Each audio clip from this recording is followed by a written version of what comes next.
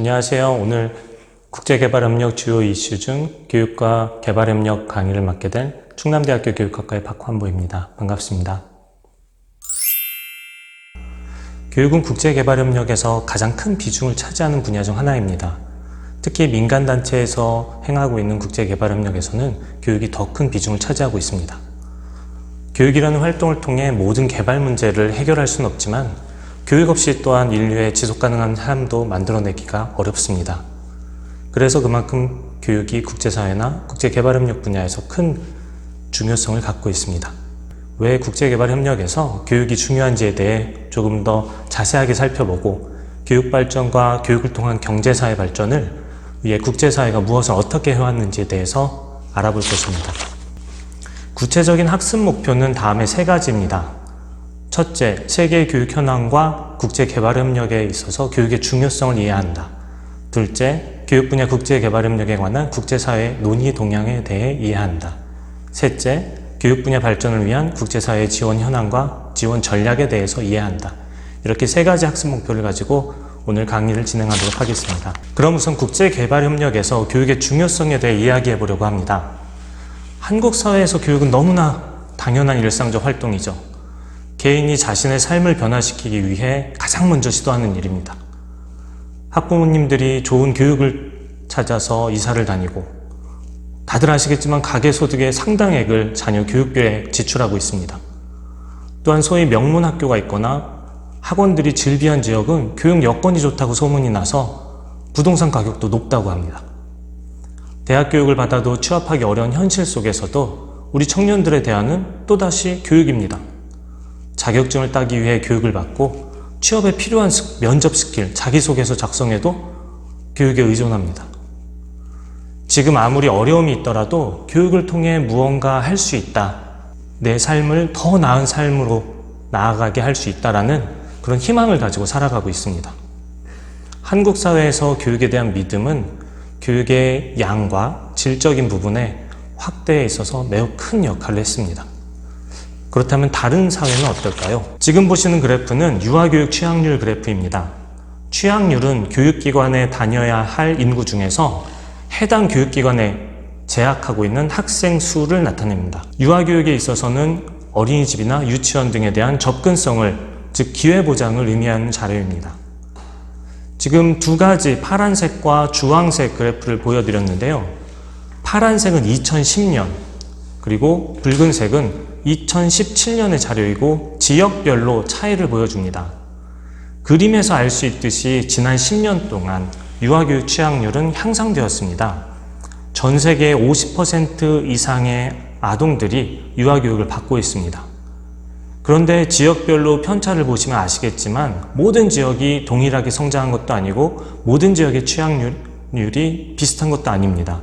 북아메리카 지역이나 서유럽, 우리가 흔히 선진국이라고 여기는 지역에서는 80%를 넘어서고 있습니다. 하지만 사하라이나 아프리카에서는 아직 33.7%에 불과합니다. 또 다른 자료 하나 더 보시죠. 지금 보시는 그래프는 초등학교 취약률 자료입니다. 유아교육과 마찬가지로 지난 10년 동안 초등학교 취약률도 크게 향상되었습니다. 아시다시피 2000년의 새천년 개발 목표, MDG 목표에는 초등교육 보편화가 주요한 목표로 포함되었습니다. 이를 통해서 많은 나라들이 초등학교 취약률 향상을 이룰 수 있었습니다. 그렇지만 여전히 사하라이나 아프리카의 초등교육 취약률은 73.6%에 불과하고 다른 지역에 비해서 낮은 수준에 머물러 있습니다. 다음 단계인 전기 중등교육 취약률 그래프도 함께 보겠습니다. 전기 중등교육은 우리나라의 경우에는 중학교에 해당합니다. 그림에서 알 수 있듯이 전 세계적으로 교육계는 확대되었지만 여전히 초등교육 취약률인 92%, 앞에서 살펴봤던 92%에 비해서는 중등교육 취약률은 81%로 낮은 실정입니다. 또한 사하라이나 아프리카의 전기 중등교육 취약률은 50.6%로 여전히 다른 지역에 비해 낮은 수준이 있습니다. 그렇다면 교육 기회의 측면뿐만 아니라 교육의 내용에 대한 이해도 측면에서 문해율을 한번 살펴보겠습니다. 문해라고 하는 것은 좁은 의미로는 글자를 읽고 쓸 수 있는 문자 해득 능력을 말합니다. 인간이 삶을 영위해 나가는데 문자 해득 능력은 매우 필수적이죠. 그렇지만 넓게는 이러한 문자 해득 능력뿐만 아니라 기본적인 생활을 영위해 나갈 수 있는 생활 능력, 우리가 숫자를 세거나 은행에 가서 업무를 보고 병원에 가서 자기 사인을 할 수 있는 것들도 넓은 의미로 문해로 볼 수 있습니다. 한국 사회는 여러분들 다 아시다시피 한글이라는 훌륭한 문자 덕분에 문해 교육에 대한 관심은 상대적으로 부족합니다. 한국 사회에서 한글을 모른다라는 것은 최근에는 상상하기 어려운 일이죠. 그렇지만 그래프에서 알 수 있듯이 지역에 따라 문해율에도 큰 차이가 있습니다. 특히 사하라 이남 아프리카 지역의 국가들은 영어나 프랑스어 같은 예전 식민지 지배국의 언어를 사용하고 공용어로 사용하고 다수 종족의 언어가 또다시 공용어로 사용되는 경우들이 매우 많습니다. 우리나라의 경우에는 공용어라는 개념과 모국어라는 개념이 동일합니다. 하지만 많은 개도국에서는 모국어와 공용어가 다르고 실제로 내가 쓰고 있는 말이 다 다른 경우들이 많습니다. 그렇기 때문에 문해율이 굉장히 낮은 경우들이 많습니다. 성인 문해율도 마찬가지입니다. 최근에는 초등학교 교육 취약률을 높이기 위한 여러 가지 국제사회 노력을 통해서 청소년 문해율이 향상되었지만 성인들의 문해율은 여전히 낮은 상태에 답보 상태에 있습니다. 다음으로 전 세계 교육 격차 측면에서 양성평등에 대해 살펴보도록 하겠습니다. 전 세계적으로 교육 기회가 크게 확대되었다는 점은 여러분들 앞에서 그래프에서도 확인할 수 있었는데요. 지역 간 편차가 존재할 뿐만 아니라 여전히 성별이라든지 인종, 계층, 장애 여부 등과 같은 내가 어떻게 바꿀 수 없는 개인 배경에 따른 교육 기회의 차이도 존재하고 있습니다. 대표적인 지표가 남학생 대비 여학생 취약률의 비율을 나타내는 성평등 지수입니다. 성평등 지수는 1에 가까울수록 남녀 간의 취약률 차이가 적다는 것을 의미합니다. 2000년 새천년 개발 목표에서는 성평등 목표가 초등과 전기 중등교육, 중학교에서의 취약률 격차를 감소하는 것을 성평등 목표로 제시했습니다. 이러한 노력을 통해서 교육에 있어서 성평등은 많이 감소되었지만 여전히 지역에 따라서는 성평등이 존재하고 있습니다. 중등에서도 마찬가지입니다. 중등교육에 있어서는 초등교육에 비해서 여전히 여학생의 중등교육 기회가 적다라는 점을 알 수 있습니다. 그런데 그것뿐만 아니라 성평등 외에도 인종이나 계층, 거주 지역에 따른 다양한 불평등 요소가 존재하고 있는데 이러한 불평등 요소에 대해서는 파악하는 것조차 매우 어렵습니다. 다음으로 교육의 질적인 측면을 한번 살펴보도록 하겠습니다.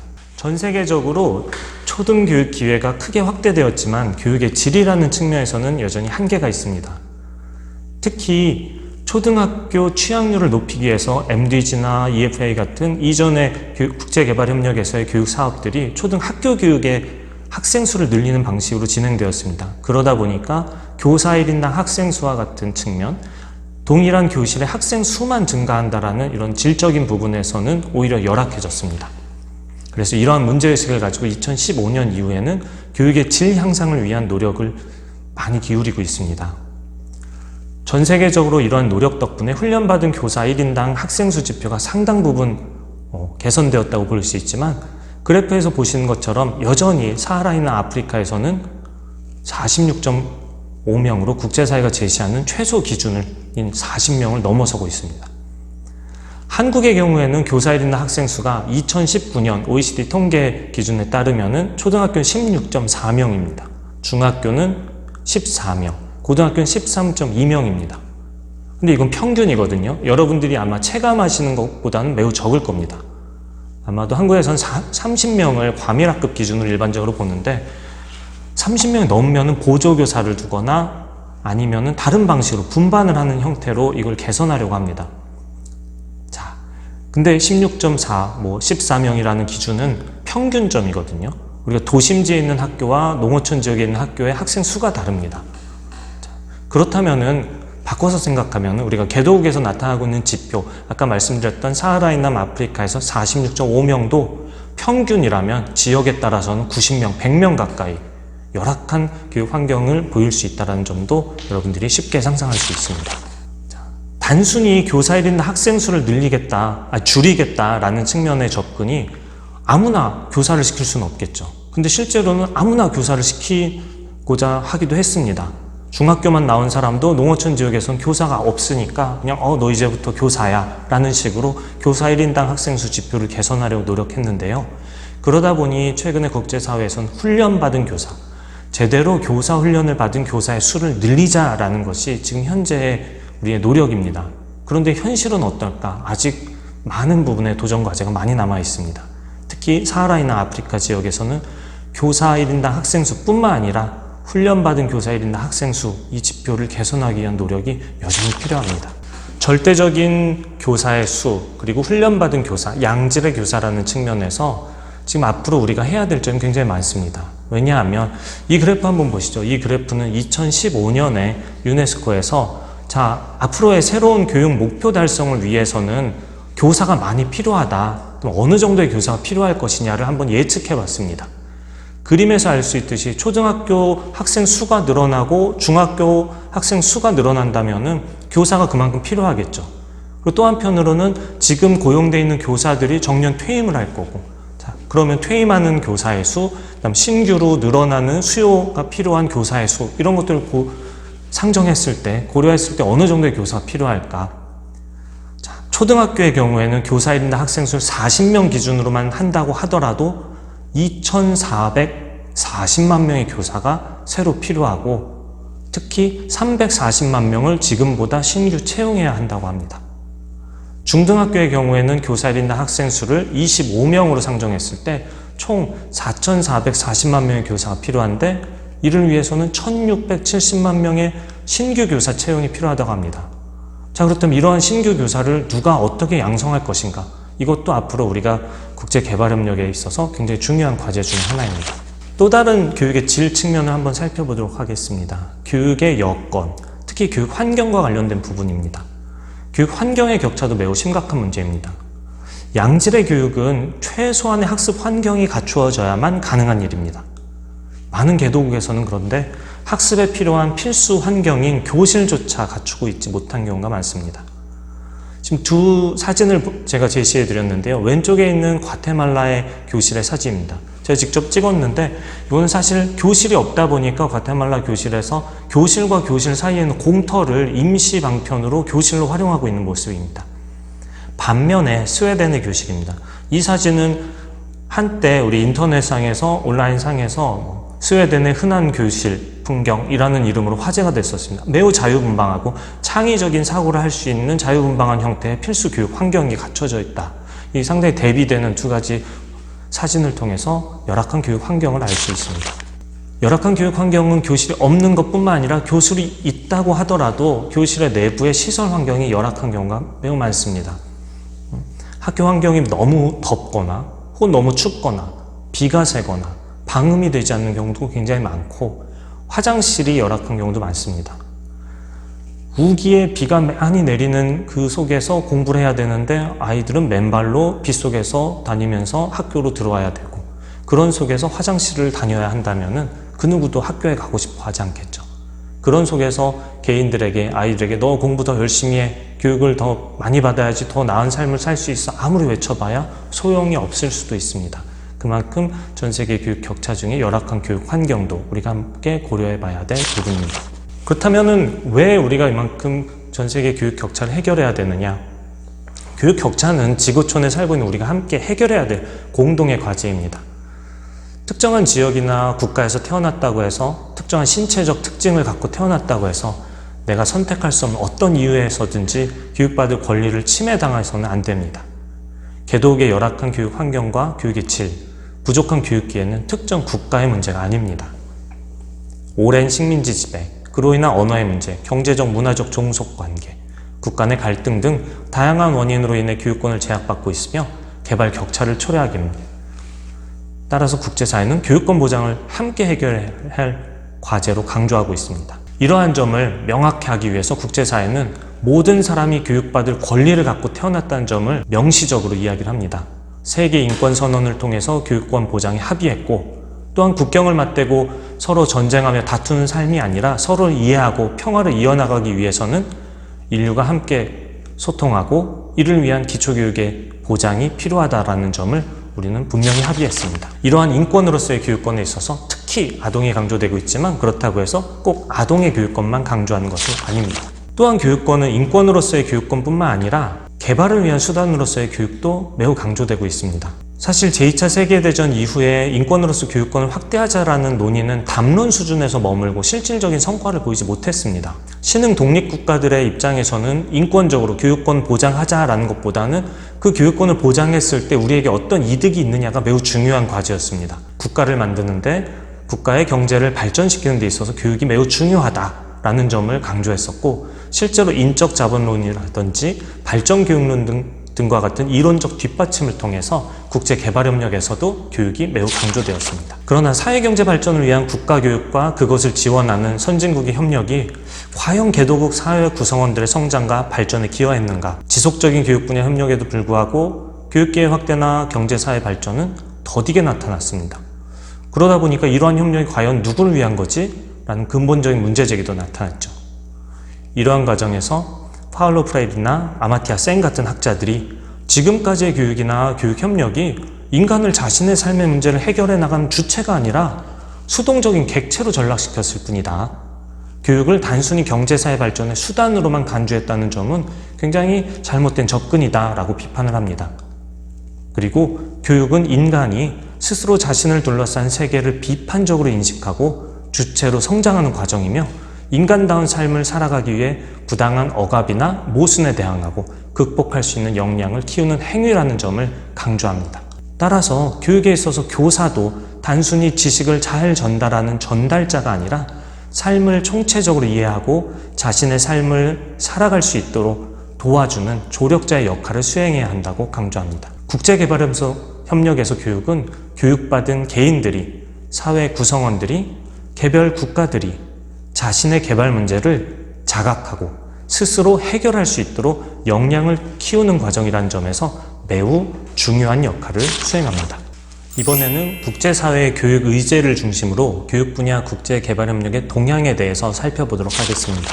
현재 교육 분야 국제협력은 다른 개발 목표와 마찬가지로 지속가능 발전 목표 내에서 다루어지고 있습니다. 그렇지만 잘 아시다시피 어느 날 갑자기 지속가능 발전 목표 SDG가 등장한 것이 아닌 것처럼 그 속에 교육 목표가 포함된 것도 어느 날 갑자기 포함된 것은 아닙니다.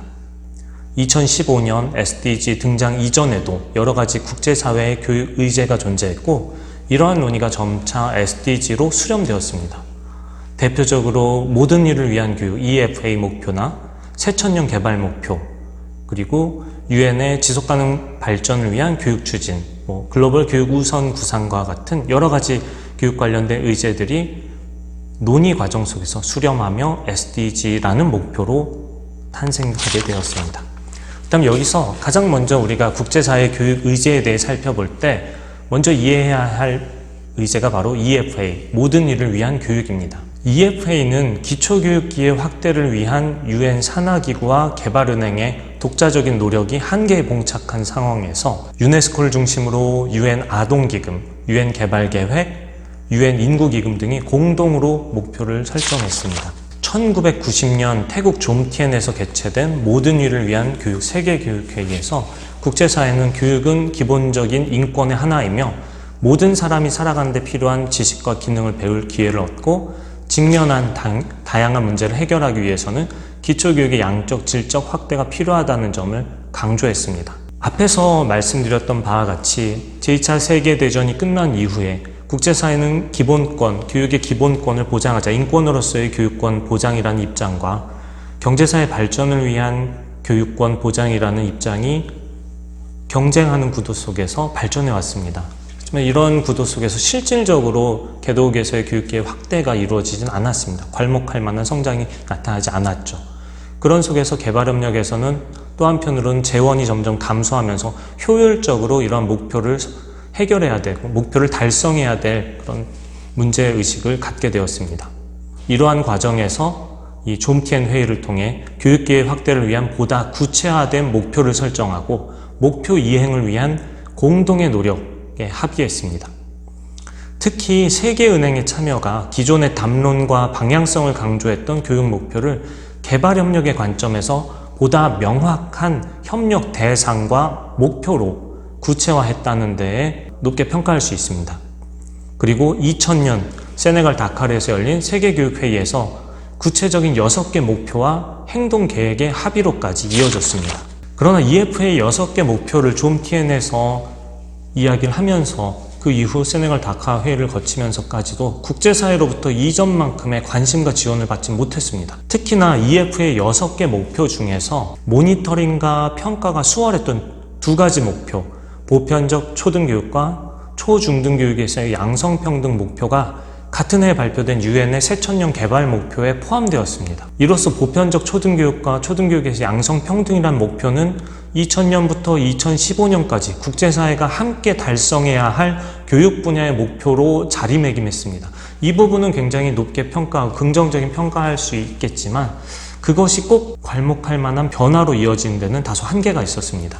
일단 국제사회 개발 의제의 교육 목표가 포함되었다는 사실은 국제사회가 이제는 교육의 중요성을 함께 인식했다. 그리고 국제개발협력의 논의에서도 교육 발전을 중요한 과제로 다루기 시작했다는 점은 의미가 있습니다. 반면에 원조 효과성이라는 논의 속에서 EFA가 추구했던 이념은 대폭 축소되었습니다. 사실 EFA에서는 기초교육이란 베이직 에듀케이션을 매우 강조했습니다. 이 베이직 에듀케이션의 개념은 초등학교 교육뿐만 아니라 문해교육이라든지 아니면은 초등을 넘어서는 인간의 삶을 살아가는 데 필요한 기초적인 기술, 생활 능력 함양이라는 것까지 포함합니다. 그래서 제도적으로는 초등교육과 전기, 중등교육을 포함하고 있죠.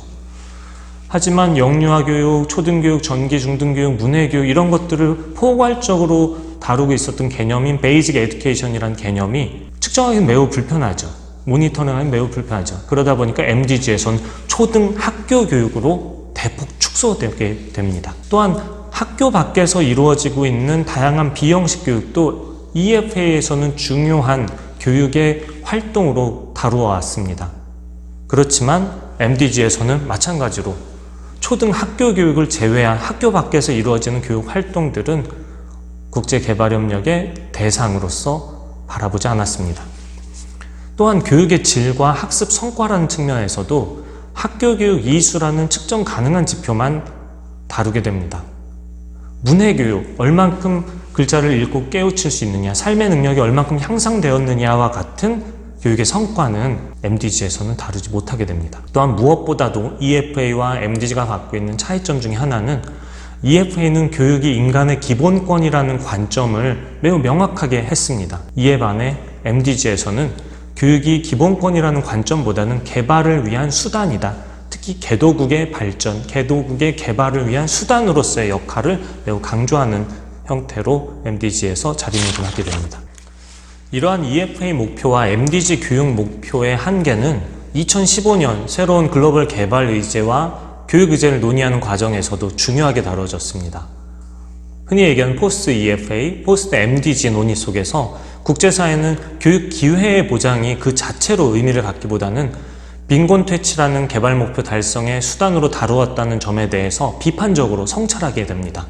그리고 전 세계가 함께 추구해야 할 비전이 아니라 단순히 개도국의 발전, 개도국의 교육 발전에 위한 수단으로 한정했다는 점, 그리고 또한 기초교육의 범위를 초등학교 교육으로 제한했다는 점, 그리고 교육의 질을 고려하지 않고 교육 기회의 양적 확대에만 초점을 맞추었다는 점, 이러한 점 등을 한계로 제시하고 2015년 이후에는 이러한 한계점을 우리가 함께 해결하는 방향으로 교육의제, 글로벌 개발 의제를 다루자라고 논의하게 됩니다. 이런 과정 속에서 탄생한 것이 바로 지속가능 발전 목표 SDG입니다.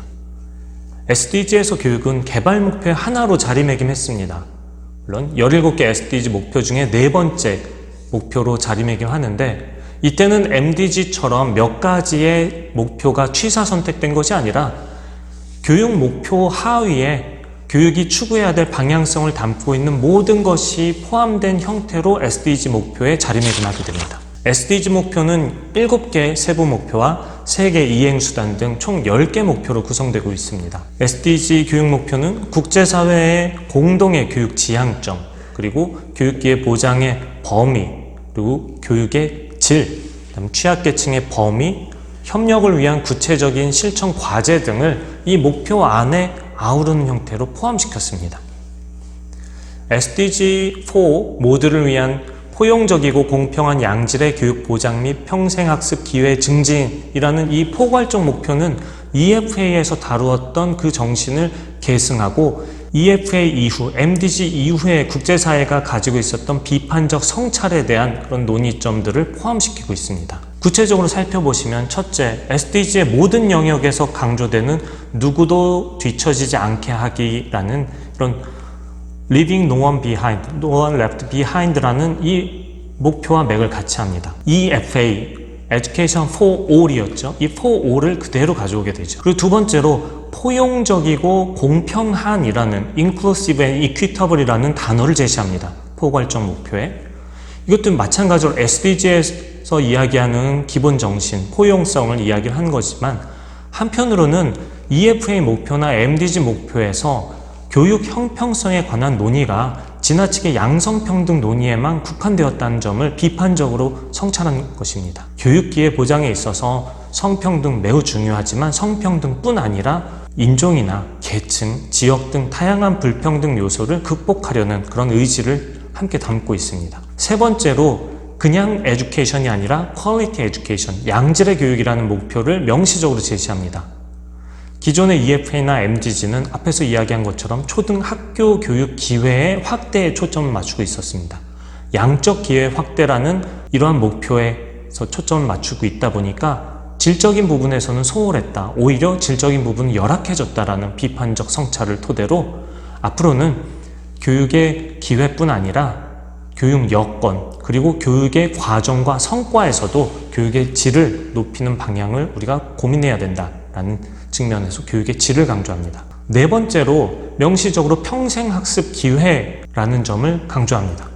기존의 글로벌 교육 의제가 기초교육을 강조했던 EFA에서와 다르게 초등학교 교육의 확대에만 치중했다는 점은 성찰하고, 그것을 넘어서기 위해서는 교육기회의 범위를 취약전 교육, 그리고 중등교육, 그리고 고등교육과 성인교육, 직업교육까지 모든 교육 분야를 아우르는 형태로 교육 기회를 확대시키자라는 관점입니다.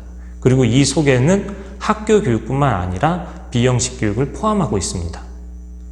마지막으로 SDG 네 번째 목표에서는 보장 혹은 증진이라는 단어를 명시함으로써 이런 SDG 네 번째 교육 목표가 단순히 슬로건이나 담론 혹은 선언 수준에 그치는 것이 아니라 국제사회가 목표 달성을 위해서 함께 노력하자, 국가 차원의 책무성을 강조하고 있습니다. 이러한 점이 SDG 네 번째 목표에 담겨져 있습니다. 그리고 세부적으로는 영유아 교육 기회부터 교육의 질, 그리고 직업교육, 고등교육, 문해율, 그리고 세계 시민의식과 같은 측면에서 모든 부분들을 다 다루고 있습니다. 교육기회 보장, 교육에서의 형평성 제고, 학습 성과와 적합성 향상, 그리고 세계의 실행 목표에서는 학습 환경 개선, 고등교육에서의 학위 취득 지원, 그리고 교사 양성 분야 협력 등 SDG 4.7에서 4.7 목표 달성을 위해서 필요한 세 가지 이행 수단을 중요한 목표로, 협력 목표로 제시하고 있습니다. SDG 네 번째 목표는 이전의 글로벌 교육 의제나 개발 의제에서 다루었던 목표를 모두 포괄하면서 동시에 이전과는 다르게 인간과 사회의 지속 가능한 발전이라는 관점에서 미래 교육이 나아가야 할 방향과 지향점에 대해서도 함께 다루고 있습니다. 지금 제시하는 이 표는 EFA와 SDG 네 번째 목표의 특징과 차이점을 보여드리는 표입니다. 보시면 아시겠지만 SDG 4.1에서 4.7까지의 목표 중에서 EFA를 계승하고 있다는 점을 확인할 수 있습니다. 그리고 특징적인 것 중에 하나가 바로 4.7번, 일곱 번째 목표입니다. 기존의 EFA에서는 다루어지지 않았지만 앞으로 지속 가능한 발전을 위해서는 교육이라는 게 매우 중요하다. 그 교육이란 것은 지속 가능한 발전을 위한 교육, 그리고 지속 가능한 발전의 주체가 되기 위한 세계 시민으로서의 의식 함양과 실천, 이런 측면들도 교육의 목표로서 다루어져야 한다는 점을 명확하게 제시하고 있습니다. SDG 교육 목표는 교육 목표와 개발 목표를 일치시켰고, 그리고 선진국과 개도국이 함께 추구할 미래 사회에 대한 고민을 담고 있다는 점에서 가능성을 갖고 있습니다. 또한 교육의 접근성 측면에서는 초등학교 교육을 넘어 영유아 교육, 고등교육, 평생학습 등 총체적 접근을 강조했다는 점, 양성평등 외에도 지역이나 계층, 인종, 장애 여부와 같은 다양한 불평등 요소들을 극복할 수 있는 포용적 접근을 강조했다는 점, 교육 여건 개선을 넘어서 교육의 과정과 결과로서 학습 성과와 노동시장 적합성을 강조했다는 점, 그리고 세계 시민의식, 지속가능 발전, 인권, 평화 같은 교육받은 인간에 대한 고민을 담아서 교육의 내용과 교육의 지향점을 이 목표에 포함시켰다는 점 등에서 긍정적인 평가를 받을 수 있습니다. 그렇지만 한편으로는 여전히 인권으로서의 교육권이라는 측면보다는 개발 목표 달성을 위한 수단적 역할이 강조되고 있다는 점은 한계로 지적할 수 있습니다. 또한 다른 개발 목표 달성의 토대로서 교육을 강조하고 있지만 실제로는 17개 목표의 하나로서 어떻게 보면 개발 목표 달성의 토대의 역할의 수행에는 제약이 있다는 점은 또 한 가지 한계점이라고 볼 수 있습니다. 또한 이행 방안, 측정 지표 설정에 관한 쟁점이 많이 남아 있습니다. 특히 세계 시민 의식, 지속 가능 발전과 같은 새로운 교육의 지향점에 대한 비인지적인 측면은 사실 측정하고 모니터링하기가 매우 어렵습니다. 단순하게 교육 기회를 확장시키겠다라는 것과는 질적으로 다른 목표이기 때문입니다. 또한 목표 달성을 위해서 구체적으로 무엇을 어떻게 할 것이냐, 학습 환경을 개선하겠다, 고등교육에서 유학생을 지원하겠다, 교사 양성을 지원하겠다라는 이행 목표는 있지만 그것을 구체적인 협력 사업으로서 어떻게 만들어내 나아갈 것인가는 아직까지 해결 과제라고 할 수 있습니다. 이러한 부분은 우리가 함께 고민하고 노력하면서 앞으로 국제개발협력에서 교육 분야 발전을 위해 혹은 교육 분야 발전을 위한 국제개발 협력을 위해서 함께 노력해야 될 부분입니다.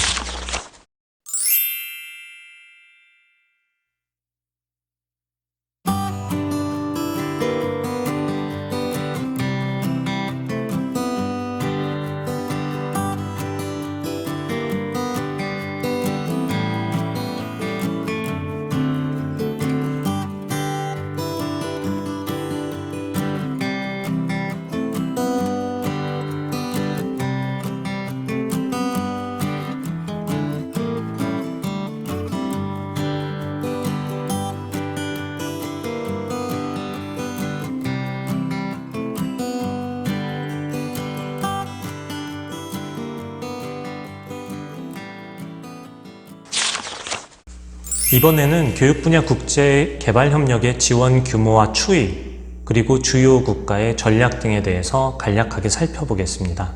한국의 현황과 지원 전략과 사례 등에 대해서는 별도의 강의에서 다루도록 하겠습니다. 우선 국제사회가 교육 분야에 얼마나 많은 재원을 투입하고 있는지에 대해 살펴보겠습니다. 지금 보시는 이 그래프는 OECD의 ODA 통계 자료를 토대로 분야별 ODA 지원액 추이를 나타낸 그래프입니다. 해당 연도에 지원하겠다고 약속한 금액이 아니라 실제로 그 해에 지출한 금액인 순지출액 기준으로 나타낸 그래프입니다. 그림에서 알 수 있듯이 2008년부터 2017년까지 가장 최근 자료까지 약 10년 동안 교육 분야에 대한 ODA 지원 규모는 약 6에서 8% 정도에서 변동을 보입니다. 아주 큰 폭으로 상승하거나 큰 폭으로 줄어들진 않았습니다. 그때 상황에 따라서 조금씩의 편차가 있을 뿐입니다.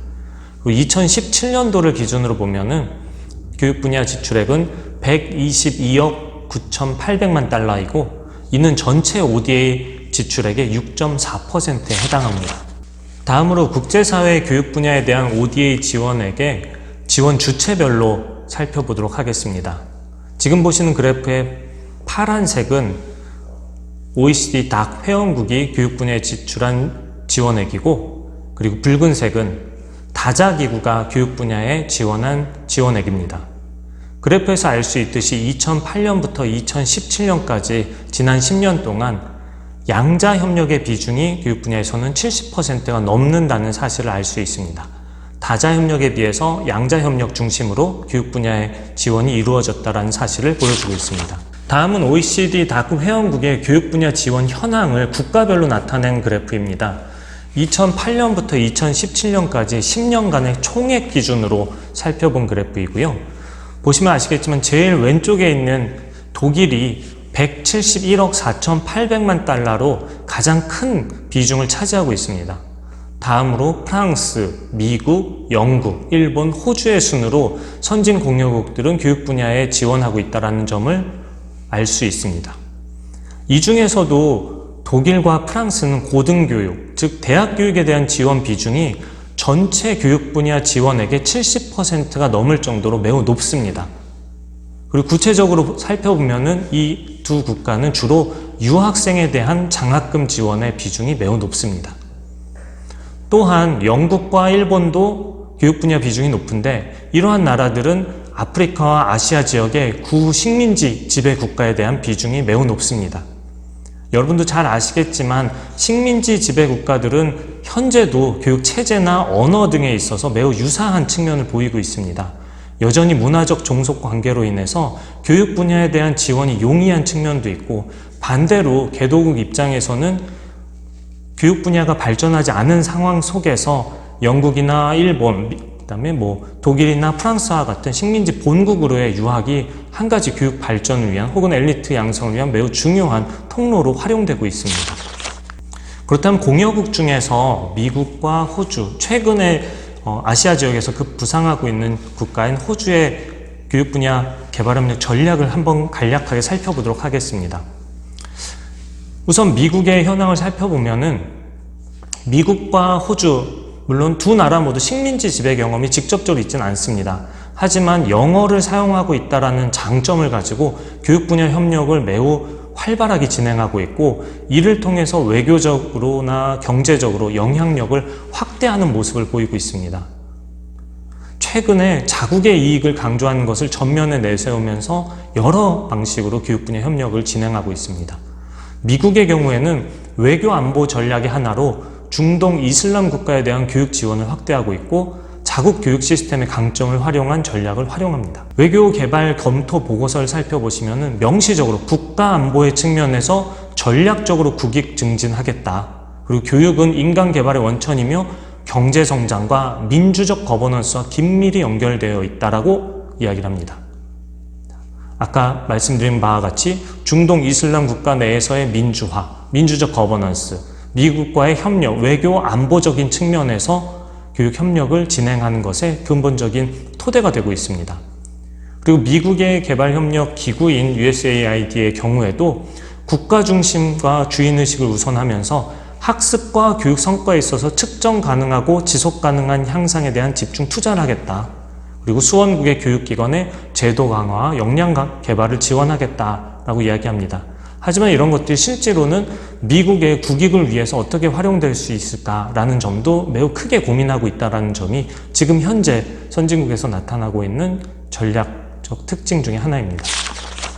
호주도 인도 태평양 지역에서 정치 경제적 영향력을 확대하기 위한 전략의 하나로 국제개발협력을 활용하고 있습니다. 특히 교육은 자국의 직업교육과 고등교육 분야의 발전이라는 이익을 전면에 내세운다는 특징이 있습니다. 호주의 개발협력과 관련된 전략 문서를 살펴보면 지속가능한 경제성장과 빈곤 감소를 위한 국익 증진, 이것을 호주의 국제개발협력의 전략으로 이야기를 하고, 그것을 위한 교육 분야 협력, 특히 고등교육 분야에서의 협력, 특히 직업교육 분야에서의 협력을 강조합니다.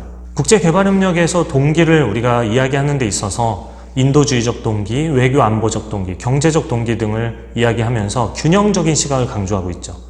그리고 교육 분야에서는 앞에서 이야기했듯이 인권으로서의 교육권을 매우 강조하기 때문에 다른 어떤 영역보다도 인도주의적 동기, 그리고 경제발전을 위한, 자국의 경제발전을 위한 수단으로서의 교육이라는 측면을 매우 강조하고 해왔습니다.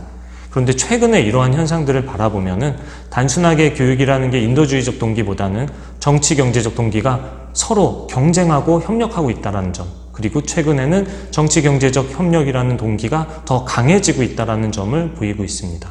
우리 앞에 놓인 현실의 무게추가 인도주의적이란 이상적인 측면보다는 다소 현실적인 정치, 외교, 안보적인 동기로 기울고 있다는 점을 보여줍니다.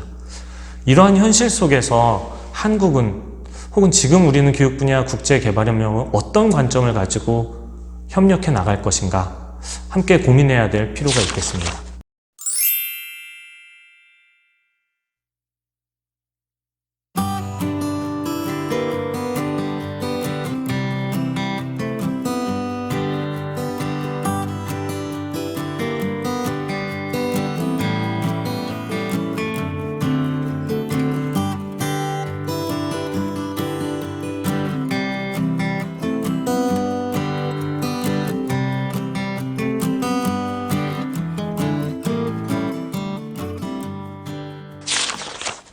오늘 우리는 한국 정부의 개발협력 현황과 전략을 살펴보고 구체적인 사업 사례를 통해 교육 분야 국제개발협력 사업을 수행할 때 고려해야 할 점에 대해서 생각해 보고자 합니다.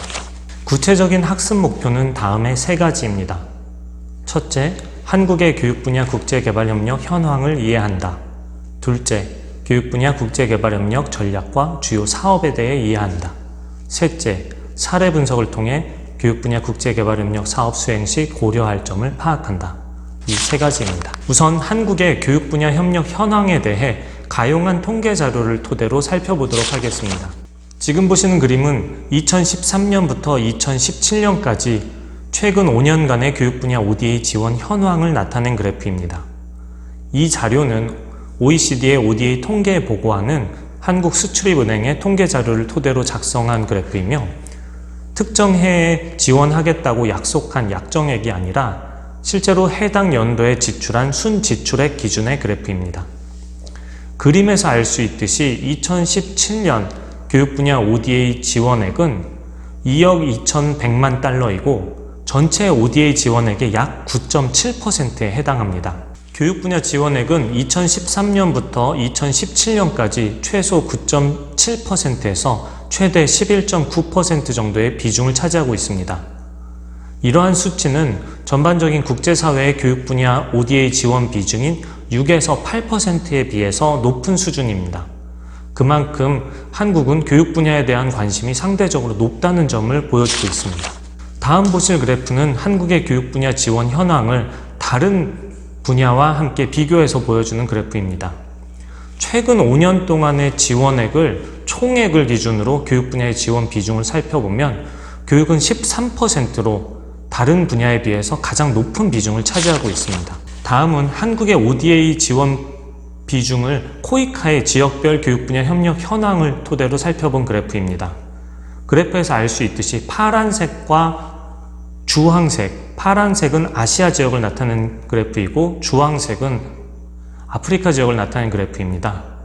교육 분야가 다른 어떤 영역에 비해서도 가장 큰 비중을 차지하고 있으며 특히 아시아와 아프리카에 대한 지원 비중이 높다는 점을 알 수 있습니다. 다음으로 코이카의 형태별로 교육 분야 협력 현황을 살펴본 그래프입니다. 형태는 프로젝트, 개발협력, 컨설팅, 봉사단 등의 여러 가지 방식을 나타내고 있는데요. 그래프에서 아시다시피 파란색이 바로 프로젝트의 비중을 나타낸 그래프입니다.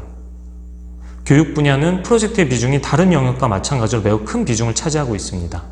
그렇지만 또 한 가지 특징은 지금 회색으로 나타내는 그래프입니다. 회색은 봉사단의 비중을 나타내고 있는데요.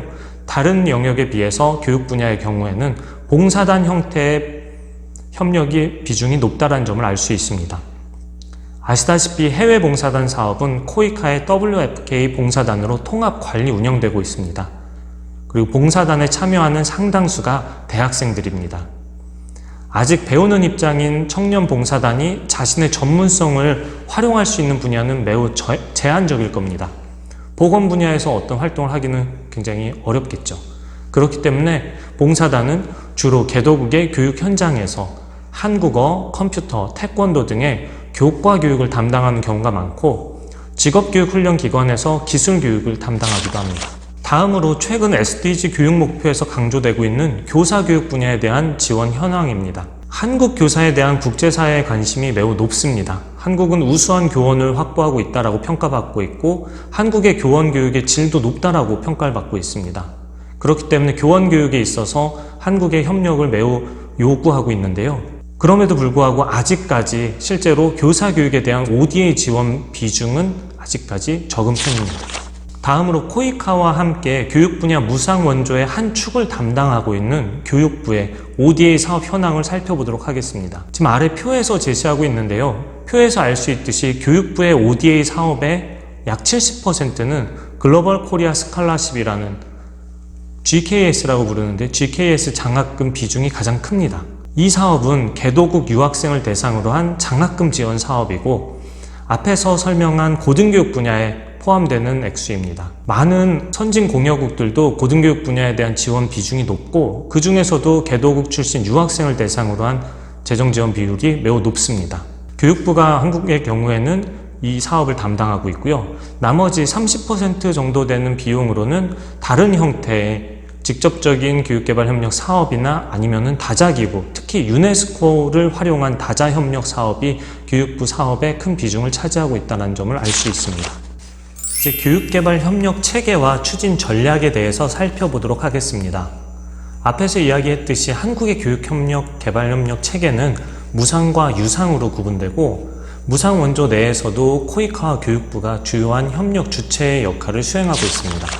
보다 자세한 ODA 협력 체계는 그림과 같습니다. 무상 원조 집행을 코이카에서 집행하지만 모든 무상 ODA 예산을 코이카에서 전담하는 것은 아닙니다. 이러한 체계의 장점이나 한계점에 대해서는 이 자리에서 논의할 사안은 아니지만 향후 실제로 교육 분야 협력 사업을 추진해 나가는 데 있어서는 반드시 고려해야 할 점이라는 점은 말씀드리고 싶습니다. 한국의 교육 분야 ODA 전략은 기본적으로 국제개발협력 기본법에 기초하고 있습니다. 특히 2018년 12월 개정된 제3조 2항에서는 국제적으로 합의된 지속가능 발전과 관련된 목표, 2015년 9월 UN 개발 정상회의에서 채택된 2030 지속가능 개발 의제 등을 말한다. 이 달성에 대한 기여라는 목표를 포함하고 2019년 6월부터 시행 중입니다.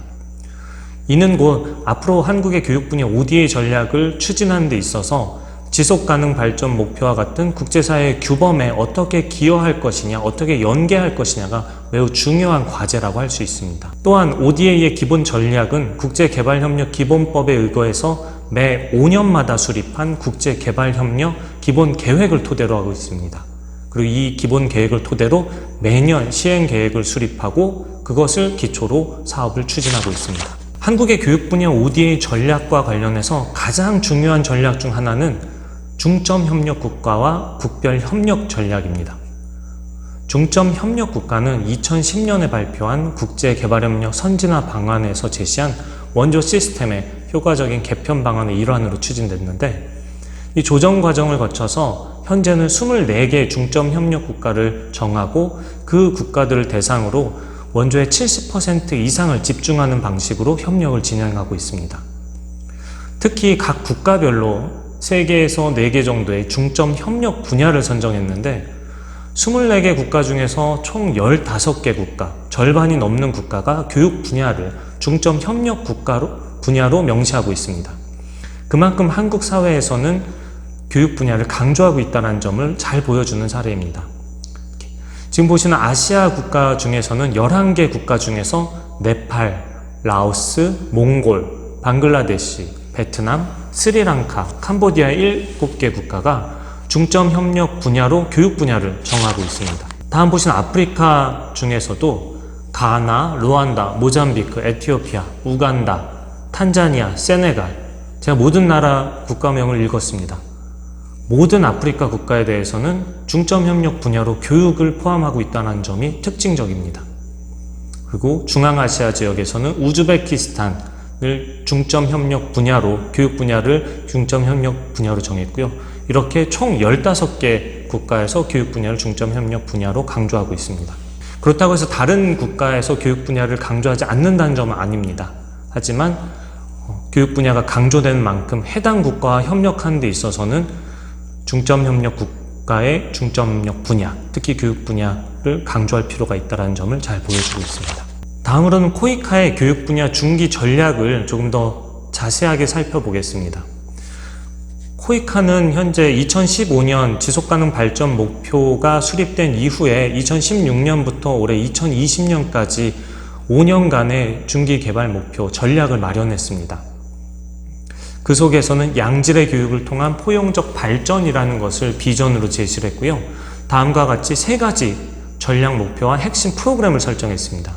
3가지 전략 목표는 첫 번째, 취약계층을 위한 포용적 교육, 두 번째, 학습 성과를 위한 양질의 교육, 세 번째, 미래 역량 개발을 위한 직업기술 교육, 이 3가지를 중기 전략으로 제시했습니다.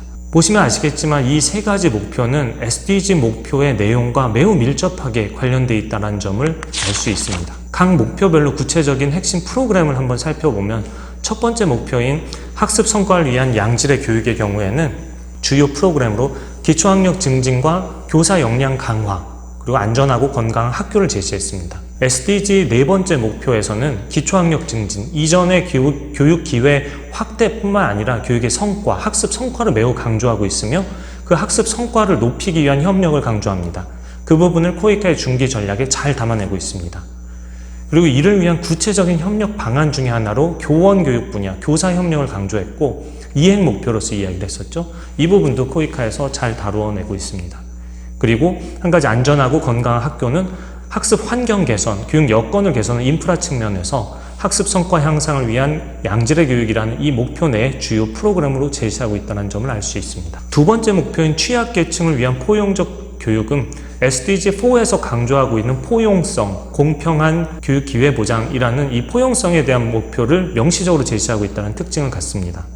그리고 특히 여성, 장애인, 학교 밖 아동이라는 분명한 대상을 명시함으로써 취약계층을 위한 교육 지원을 어떻게 해나갈 것인가에 대한 방향을 제시하고 있습니다. 그리고 또 한편으로는 코이카에서 이야기하고 있는 이 취약계층을 위한 포용적 교육에는 재난이나 분쟁 지역에서의 교육 접근성 제고도 다루고 있습니다. 세 번째, 미래 역량을 위한 직업기술 교육은 SDG에서도 마찬가지로 노동시장 적합성을 강조하고 단순하게 초등학교 교육뿐만 아니라 직업기술 교육, 고등교육에 대한 기회 확대와 실질적인 기회 보장을 이야기하고 있습니다. 그런 맥락에서 코이카에서도 직업기술 교육 시스템을 강화하고 기술교육의 선도 모델을 구축하는 것을 코이카의 주요한 전략 목표로 제시하고 있습니다. 왜 이러한 목표들을 코이카에서 다루고 있느냐? 계속해서 말씀드리지만 이러한 과제들은 단순하게 우리나라 내부의 방향성, 우리나라 내부의 어떤 ODA 전략에 토대하고 있다라기보다는 그것과 함께 국제사회의 규범을 같이 어떻게 연계할 것이냐라는 그런 고민 속에서 만들어졌습니다. 특히 기초교육 분야의 경우에는 MDG가 2000년에 MDG가 확립된 이후에 코이카에서도 많은 부분 신경을 많이 썼습니다. 하지만 이제는 기초교육 기회가 어느 정도 많은 사회에서 확대되었다면 앞으로는 기초교육 기회에서는 취약계층을 대상으로 한 협력 대상을 명확하게 한 협력 사업을 확대하겠다라는 점이 한 가지 전략입니다. 그리고 직업기술 훈련 분야도 마찬가지로 단순하게 직업기술을 전수하는 측면에서 벗어나서 실질적으로 직업기술 훈련이 그 나라에서 제도화되고 시스템으로서 작동할 수 있도록 지원하겠다. 그리고 기술협력 모형을 조금 더 선도적으로 개발해내겠다라는 것이 코이카에서 추구하고 있는 방향이라고 할 수 있습니다. 마지막으로 코이카가 교육사업 성과를 확인할 수 있는 조사, 모니터링, 그다음 평가를 강화하고 이것을 지원하기 위해서 지표를 개발하고 확산하는 등의 증거 기반의 사업 효과성 제고를 위해 노력하고 있다는 점도 확인할 수 있습니다. 구체적으로 첫 번째 과제인 학습 성과를 위한 양질의 교육은 앞에서 말씀드렸듯이 SDG 4.1 양질의 무상 초등교육과 중등교육 이슈를 담고 있습니다. 그리고 4.7번인 세계시민교육을 포함하고 있죠. 지속가능 발전, 인권 이런 가치지향의 모습들을 포함하고 있는 것과 관련된 목표입니다. 두 번째, 취약계층을 위한 포용적 교육은 명시적으로 보면 SDG 4.5의 목표를 명확하게 다루고 있고 이뿐만 아니라 4.1에서 4.7에 SDG에서 지향하고 있는 목표를 포용성을 다루고 있다는 특징이 있습니다. 마지막으로 세 번째 과제인 미래 역량 개발을 위한 직업기술 교육은 SDG 4.3, 4.4 그리고 여기를 더 넘어서 SDG 8.6의 목표와도 밀접한 관련을 맺고 있다는 점을 우리는 확인할 수 있습니다. 코이카는 자체적으로 이런 국제개발협력 전략을 가지고 자체적인 양자협력을 해나가는 것뿐만 아니라 다양한 국제기구와 협력을 통해서 다자협력도 확대하고 있습니다. 특히 UN 산하기구 중에 유니세프와의 협력이 두드러지게 나타나고 있는데요. 유니세프와 협력해서 아동, 청소년, 학교 밖 아동 이런 식의 아동을 지원하는 교육 분야 협력 사업들을 다양한 방식으로 추진하고 있다는 점을 알 수 있습니다. 이처럼 한국의 교육 분야 국제개발협력은 전체 국제개발협력 분야 중에서 큰 비중을 차지하고 있고 그것은 코이카에서도 매우 강조하고 있다는 점을 알 수 있었으며 그리고 최근의 전략을 살펴보면은 단순하게 우리의 어떤 방향성만을 제안하는 게 아니라 SDG라는 국제 규범 속에서 그것을 어떻게 연계할 것이냐, 그것에 어떻게 SDG 달성에 어떻게 기여할 것이냐라는 그런 고민을 담아서 전략을 추진하고 있다는 점을 우리는 확인할 수 있었습니다.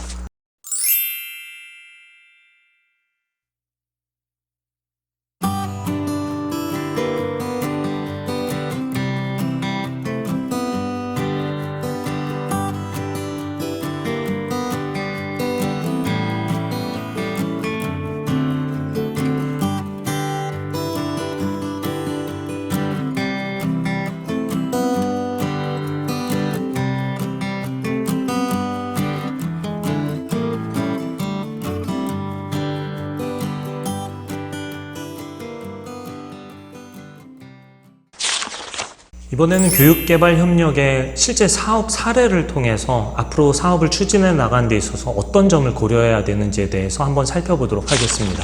우선 교육개발협력 사업 하면은 가장 먼저 떠올리는 사례입니다.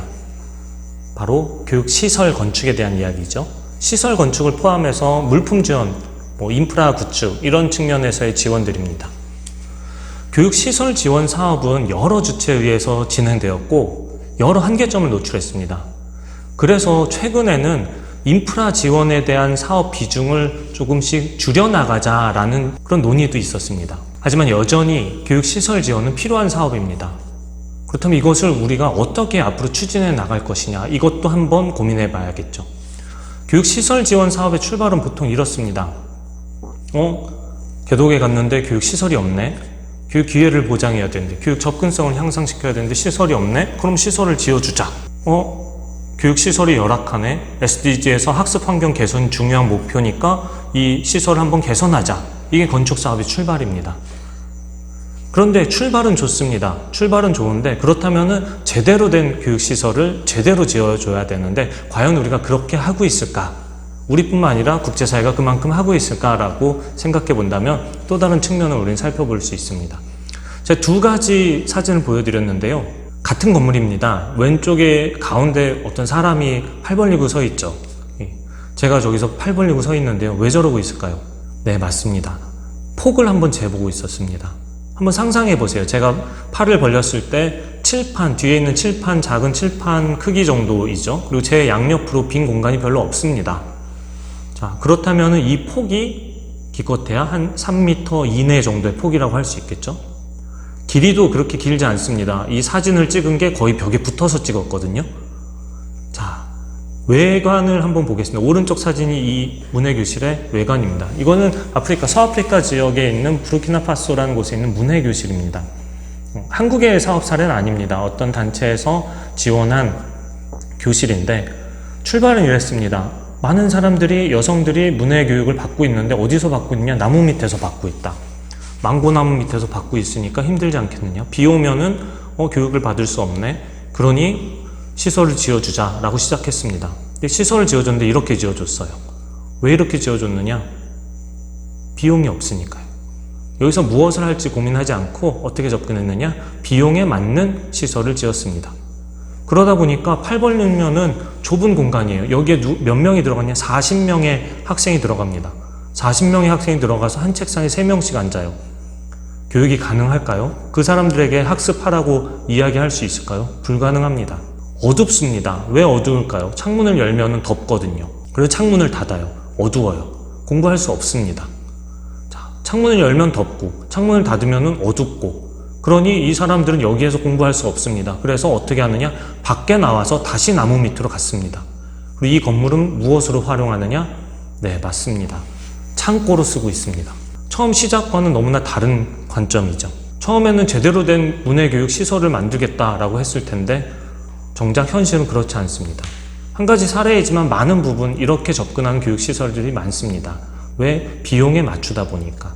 실제로 충분한 비용을 들여서 제대로 된 건물을 지으려고 하지 않고 그냥 없네, 이 정도면은 뭐 되지 않겠어? 라는 접근도 있었습니다. 두 번째 사례를 한번 보여드리겠습니다. 마찬가지로 교육시설인데요. 왼쪽은 가나의 초등학교 실험실입니다. 가나 정부가 초등학교에서도 실험 실습을 통해서 학생들의 과학 역량을 높이겠다라고 교육 과정을 바꿨습니다. 교육에서의 과학 실험 도입, 굉장히 중요한 변화였죠. 그 교육 과정을 실현하기 위해서는 각 학교마다 실험실이 필요합니다. 그래서 외국 원조기관의 지원을 받아서 실험실을 만들었습니다. 그런데 어떤 현실이 벌어졌느냐? 실험실을 만들었는데 중요한 배수구를 만들지 않았습니다. 과학 실험을 하는 데 있어서는 불도 써야 되고 여러 가지 활동을 해야 되는데 배수구가 없습니다. 그러면은 이 교실은 실험실로 활용할 수가 없습니다. 또 한 가지 문제점이 있었습니다. 과학 실험실은 만들었는데 실험을 할 수 있는 선생님이 없었어요. 선생님 중에 과학 실험을 경험해 본 사람이 아무도 없었습니다. 그러니 이 실험실은 만들어지는 것도 잘못 만들어졌고 실제로 활용할 수도 없습니다. 그렇다면 어떻게 쓸까요? 그냥 창고로 쓰거나 일반 교실로 활용되고 있었습니다. 오른쪽의 사진은 중미에 있는 IT입니다. IT의 한 크루즈 회사에서 운영하고 있는 사립학교의 모습입니다. 딱 봐도 좋아 보이죠? 깨끗하고.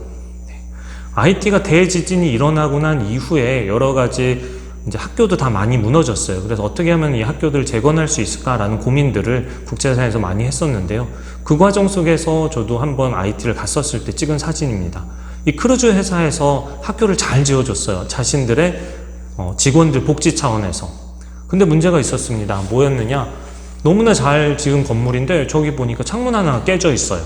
창문 하나 깨져 있어 물어봤죠. 저 창문은 왜 계속 깨져 있어요? 그랬더니 괜찮아요. 다음 주에 플로리다에서 배가 들어올 겁니다. 라고 말씀하시더라고요. 학교 교장 선생님께서. 무슨 얘기냐? 너무 잘 지어주다 보니까 학교 유리창이 깨지면은 수입해 와야 돼요. 저 건물은 플로리다에서 다 만들어져서 배에 싣고 온 건물입니다. IT 현지에서 전혀 고칠 수 없는, 조달할 수 없는 재료들로 만들어졌습니다. 그렇다면 우리가 교육시설을 건축하는 데 있어서 그 속에서 이 교육시설을 활용해서 무엇을 할 것인가에 대한 활동에 대한 고민을 과연 얼만큼 깊이 있게 해봤을까? 그리고 이 시설이 지속 가능하게 유지하고 활용하기 위해서 무엇을 어떻게 할 것인가를 얼만큼 우리가 고민해 봤을까라는 문제제기를 할 수 있습니다. 그것에 대한 한 가지 사례입니다. 부르키나파소 태생으로 독일에서 활동 중인 건축가 케레라는 건축가가 설계한 학교인데요. 그는 케레 재단을 설립하고 부르키나파소를 중심으로 서아프리카에서 학교 시설을 지원하고 있습니다. 이 그림에서 알 수 있듯이 서아프리카 부르키나파소 지역은 사하라 사막 바로 밑에 있거든요. 그러다 보니까 너무 덥습니다. 아까 말씀드린 것처럼 어둡거나 덥거나였죠. 창문을 닫더라도 공기 순환이 이루어질 수 있도록 창문을 열어서 시원한 공기는 들어오되 따뜻한 공기는, 더운 공기는 빨리 밖으로 배출될 수 있도록 공간 구조를 설계했어요. 지붕 구조를 곡선형으로 만듦으로써 따뜻한 공기가 쉽게 빠져나가게 했습니다. 제가 실제로 들어가 봤는데 정말로 시원했어요. 소개가 선선했고요. 그리고 또 한 가지는 어떤 활동을 할 것인가에 대한 고민도 했습니다. 우측 하단에 있는 그림을 보시면 저 멀리 누군가 앉아있는 듯한 모습이 있을 거예요. 이 건물과 건물을 연결하는 공간인데 이 공간에 둥그런 원형 형태의 계단이 있었습니다. 그리고 거기에 누구나 앉을 수 있었어요. 왜 이런 공간을 어떻게 사용하고 있는지 그 교장 선생님한테 여쭤보니까 학생들이 자유롭게 오고 가다가 토론을 할 수 있었습니다. 이 학교는 중등학교, 우리로 치면은 고등학교거든요. 고등학교에서의 수업이랑 교육활동은 단순하게 지식을 전달하는 것뿐만 아니라 서로의 의사소통, 상호작용을 통해서도 배울 수 있습니다. 그런 것들이 구조적으로 가능하게끔 만들어준 그런 건축물이죠. 두 번째 사례입니다. 최근 교육 분야에서 가장 활발하게 진행되고 있는 사업은 교사 지원 사업입니다. 문제의식은 SDG 4.C에서 교사 양성을 많이 해야 된다. 그러니 우리가 교사 양성 분야에서 많이 지원해주자. 이런 것도 있겠지만 또 한편으로는 현장에 가보니까 선생님들이 잘 못 가르치는 것 같다. 그냥 선생님들이 판서만 하고 있고 애들한테 따라 읽으라고 하고 공책에다 쓰라고만 하고 있고 우리가 그렇게 싫어하던 주입식 교육만 하고 있다. 그러니 선생님들이 더 잘 가르칠 수 있도록 교사들을 교육하자라는 게 문제의 출발입니다. 그리고 특히나 한국에서는 수준 높은 교사를 가지고 있고 교사 교육에 대한 높은 국제사회에서 높게 평가받고 있으니까 이 부분에 협력 수요도 많고 또 한국의 선생님들 중에서는 자신의 지식과 경험을 공유하려는 선생님들도 많이 있습니다. 그래서 이 부분에 대해서 활발하게 지금 확대되어 나가고 있는 추세에 있습니다. 그런데 개도국에서의 교사의 삶과 한국 교사의 삶은 많이 다릅니다. 현실이 많이 다릅니다. 잘 가르치는 역량도 중요하지만 잘 가르치기에 어려운 여건 개선도 있습니다. 지금 보여드리는 사진은 말라위 초등학교 4학년 교실인데요. 교사 1인당 학생 수가 100명을 넘어섰습니다. 제가 실제로 가서 학생들 숫자를 셌었거든요. 120명이었어요. 처음에 제가 데이터만 보고는 거짓말인 줄 알았습니다. 왜냐하면 국제사회에 보고된 말라위의 데이터는 1대 80이거든요. 근데 1대 80은 현실에서는 농어촌 지역에서는 더 많은 수의 학생들이 있습니다. 실제로 이 학교가 그랬고요. 자, 100명을 두고 작은 교실에서 교사가 잘 가르치기를 바라는 것 자체가 과연 맞는 걸까 고민해 볼 필요가 있습니다. 교사가 잘 못 가르치기 때문에 학생들의 학습 성과가 낮은 것이 아니라 아예 교사가 잘 가르칠 수 없는 환경일 수도 있습니다. 이런 환경 속에서는 교사의 이런 학교 환경을 개선하는 것은 단순하게 학생들의 학습 환경을 개선하는 일뿐만 아니라 교사에게는 근무 여건을 개선하는 일입니다.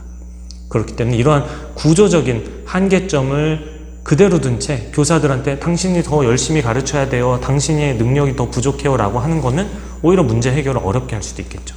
이런 부분에 대해서 우리는 함께 고민할 필요가 있습니다. 또한 교사 교육 분야의 지원을 할 때 우리가 과연 개도국 교사의 전문성을 한번 배우려고 했을까? 그분들도 그분들 나름의 경험과 노하우를 갖고 있습니다. 근데 과연 우리가 그분들의 경험과 노하우에 대해서 인정했을까? 우리가 알고 있는 것을 일방적으로 전달하고 우리의 방식에 맞추고자 하는 건 아닐까 고민할 필요가 있습니다. 지금 보여드린 거는 제가 왼쪽은 스리랑카에 가서 교사들 대상으로 이제 설문조사를 했을 때거든요. 그랬을 때 현지에 있는 교사 출신의 학자분께서 많은 도움을 주셨어요. 그러면서 이분들에게 실제로 연수를 하고 그분들을 어떻게 무엇을 우리가 배웠고 스리랑카에서 교사가 되기 위해 어떠한 경험을 했는지에 대한 것들을 녹여낼 수 있도록 많은 도움을 주셨습니다. 왜냐하면 그분들도 그 나름의 경험과 노하우가 있기 때문이죠. 오른쪽의 그림은 부르키나파소의 문해교사의 모습이에요. 부르키나파소의 문해교사는 나름의 방식으로 문해교육을 하기 위해 노력하고 있었습니다.